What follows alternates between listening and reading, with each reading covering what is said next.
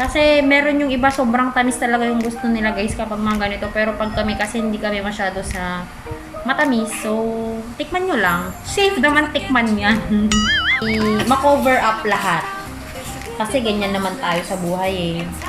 Lahat pinagtatakpan. Kaya pati sa Graham, magtatakip.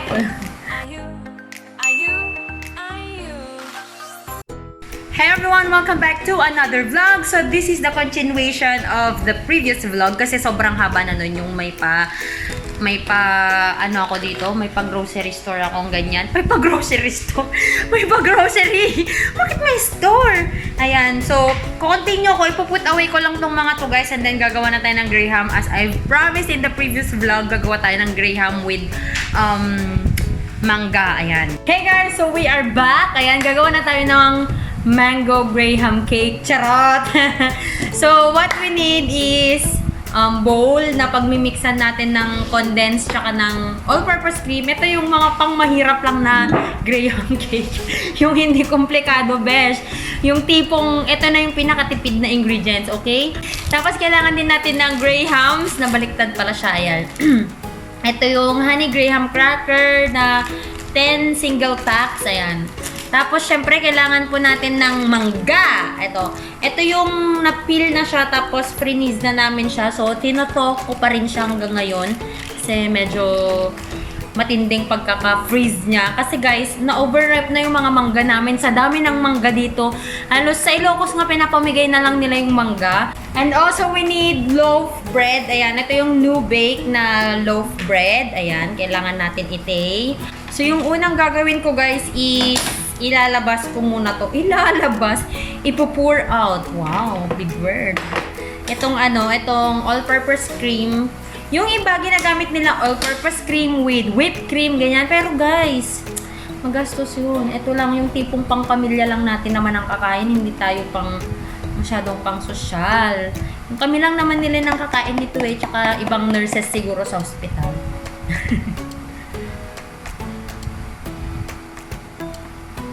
Yan. Lagyan natin siya ng condense. Yan. Nasa sa inyo na yan. Medyo tikman-tikman nyo na lang kung gusto nyo ba ng matamis. Kasi meron yung iba sobrang tamis talaga yung gusto nila guys kapag mga ganito. Pero pag kami kasi hindi kami masyado sa matamis. So, tikman nyo lang. Safe naman tikman yan. Haluin lang. Ayan. Kung gusto nyo na yung, alam mo yung parang mga nasa Instagram na parang whipped cream lang yun guys. Tapos minimix nila sa all-purpose cream tsaka sa condense. Ayan. Pero dahil tayo lang naman ang kakain, tsaka pag i-chill mo naman to, titigas naman to eh. Perfect. I like it. Tatanggalin lang guys yung dito sa gilid niya. Ayan.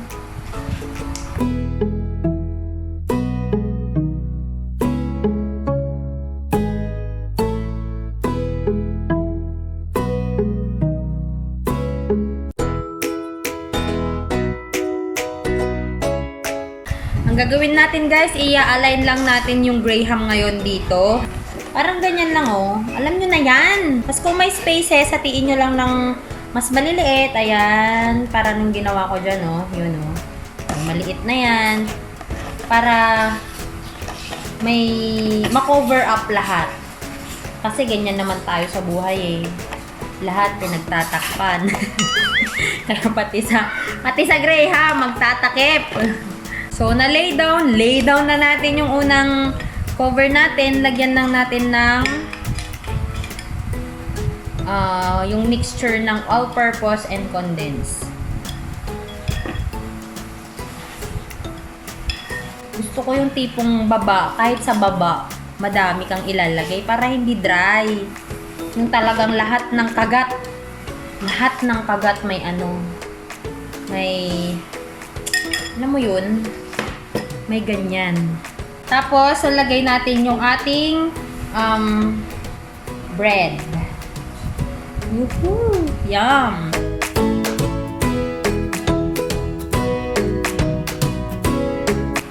And of course, after that level, lagyan na naman natin. O, diba? Ang saya! Magiging mabenta ang metformin sa mga diabetic. Ang mga matatamis na pagkain sa mga may sakit po, sa diabetes.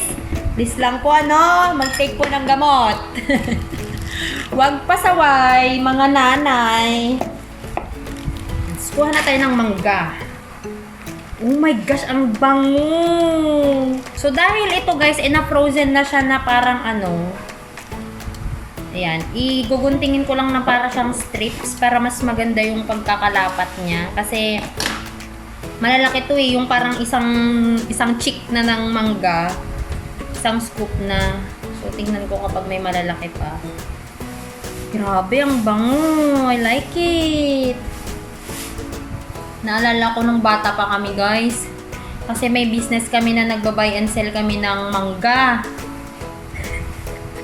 Tapos pag ma-overripe na, gagawin yun ni Papa ko na merienda na ice cream. Ayan. So, puro kami mangga.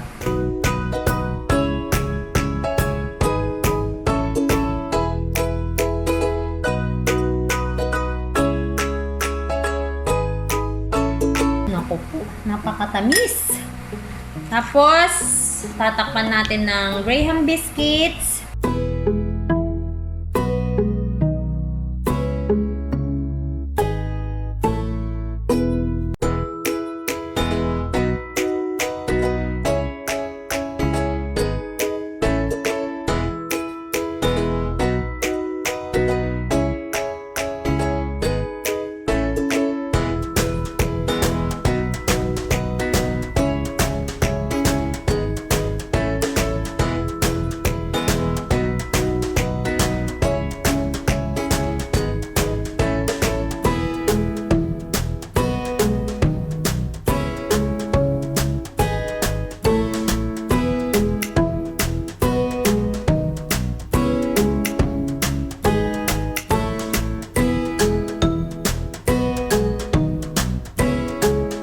Finale na tayo, guys. So, nagdurog ako ng Graham para pang toppings natin dito sa mangga.